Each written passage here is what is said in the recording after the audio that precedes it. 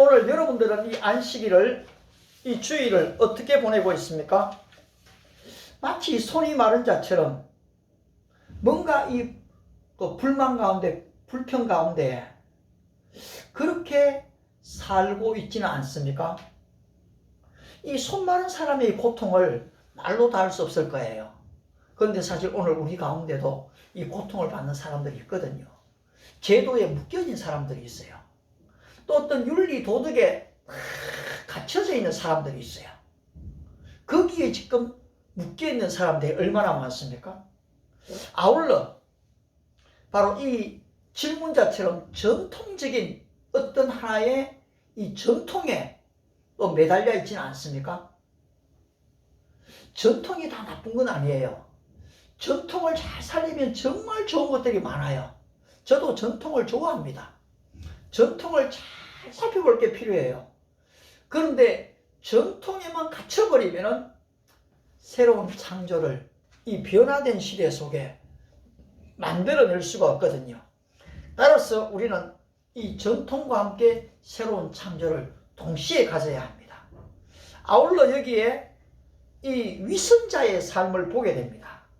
자기들은 구덩이에 양이 빠지면 다 건져내면서 다른 사람들은 전부 다 정죄했거든요. 이게 내로남불이었어요. 한번 로마서 1장을 잠깐 한번 보시겠습니까? 로마서 1장입니다. 로마서 1장. 거기에 수많은 죄들이 나열되는데요. 한번 로마서 1장 21절 같이 한번 읽겠습니다. 시작. 하나님을 알되 하나님을 영화롭게도 아니하며 감사하지도 아니하고 오히려 그 생각이 허망하여지며 미련한 마음이 어두워졌나니. 여기서 서로 지혜 있다고 하지만 어리석다는 것이요. 그리고요 28절부터는 쭉 또 26절부터도 그렇고 죄가 쫙 나옵니다. 근데 32절을 또 한번 읽어볼까요? 같이 해보겠습니다. 시작. 그들이 이 같은 일을 행하는 자는 사형에 해당한다고 하나님께서 정하심을 알고도 자기들만 행할 뿐 아니라 또한 그런 일을 행하는 자들을 옳다 하느니라. 우리 지금 국내에 이 사건들이 참 많습니다. 보면은 이게 보면 웃겨요. 자기들이 한 거는 죄가 아니에요. 근데 남들이 한 거는 전부 다 죄거든요. 근데 자기도 그 일을 다 해놓고요.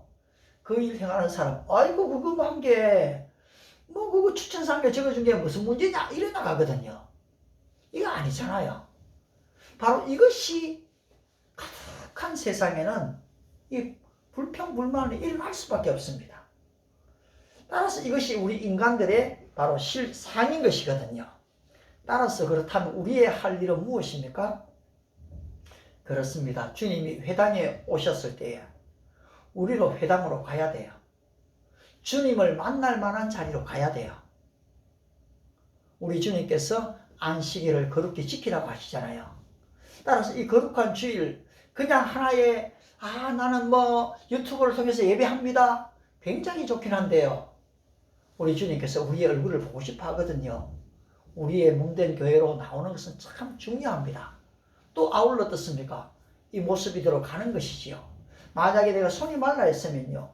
말은 그 모습 그대로 가는 겁니다. 내가 몸이 아프면요. 질병을 가진 채로 가는 거예요. 내가 어떤 죄를 지었습니까?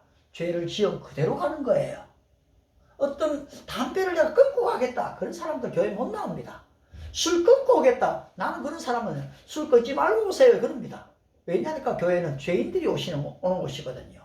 우리 주님께서 건강한 자에게 의원이 쓸 데 없고 병든 자에게 쓸 데 있나니 내가 의인을 부르러 오시 아니요 죄인을 부르러 오셨다는 것처럼 죄인들이 오는 곳이거든요. 따라서 이렇게 이 모습이 들어와서 어떻습니까? 주님의 말씀을 들어야지요. 바로 이 손 많은 사람도 질문자의 소리를 들었지요. 그리고 또 예수님의 말씀도 들었지요. 근데 나중에 보니까 아이고 나도 좀 낫는가 싶었는데 아이고 안식일이니까 못해요 하면 안 되는 거죠. 근데 주님께서 손을 내밀라. 손을 내밀라. 주님의 말씀이에요. 그게 뭐였습니까? 손을 내밀매. 손 내밀어 주를 만져라. 주 지나신다. 너의 애타는 내 모습 주 들으시리. 손 내밀어 주를 만져라. 주 지나신다. 우리는 믿음의 손을 내밀어야 됩니다. 기도의 손을 내밀어야 되는 것이요. 바로 주님 앞에 이 모습으로 나아가는 것입니다. 그때 어떻습니까? 예수님이 말씀하시니 물이 변하여 포도주 됐네. 예수님이 말씀하시니 죽은 나사로가 살아났도다. 여러분, 주님이 말씀하시면요, 이렇게 역사가 일어나는 거예요.